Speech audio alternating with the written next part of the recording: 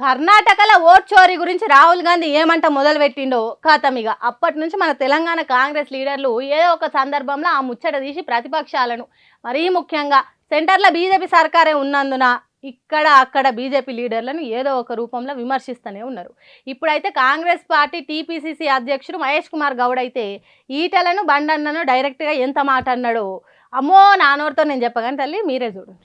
ఓట్ల హేరాఫేరీ జరిగింది, ఓట్ చోరీ బీజేపీ పాల్పడింది కాబట్టే నేను గతంలో కూడా ఆరోపించినాను. ఇక్కడ కూడా 8 మంది పార్లమెంట్ సభ్యులు గెలిచినారు. దాంట్లో కూడా కొంతమంది ఓట్ చోరీ వల్లే గెలుపు సాధ్యమైన మాట చెప్పడం జరిగింది. నేను ఈ ఆరోపణ కరీంనగర్లో ఉండి చేశాను. కరీంనగర్లో కూడా ఒక టీన్ షెడ్లో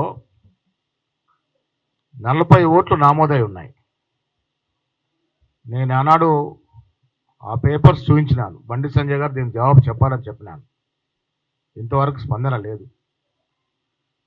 ఇప్పుడు ఇందాక జూబ్లీహిల్స్లో ఖాళీద్ గారు ఎక్స్ప్లెయిన్ చేసినట్టు ఓటు అంశం 3 చోట్ల అది ఓటు నమోదై ఉంది. 3 డిఫరెంట్ పేర్లతో తండ్రి పేరు మార్చి తన పేరు తారుమారు చేసుకొని ఈ రకంగా ఓటు చోరీ పాల్పడినాడు. కాబట్టే ఈటల రాజేందర్ గారు 3 లక్షల మెజారిటీ వచ్చిందంటే దీంట్లో గోల్మాల్ జరిగింది, దాంట్లో అనుమానం లేదు. ఓష్ని పూసుకున్న గంత మాట అన్నవేంది సారు? ఇది షిల్కి పెద్ద గాలి దుమారమే అవుతుంది పోన్రి. మరి అంతే కదా, తెలంగాణలో కూడా ఓట్ చోరీ జరిగింది. అట్లా జరగకపోతే బండి సంజయ్ అసలు గెలిచేటోడైనా?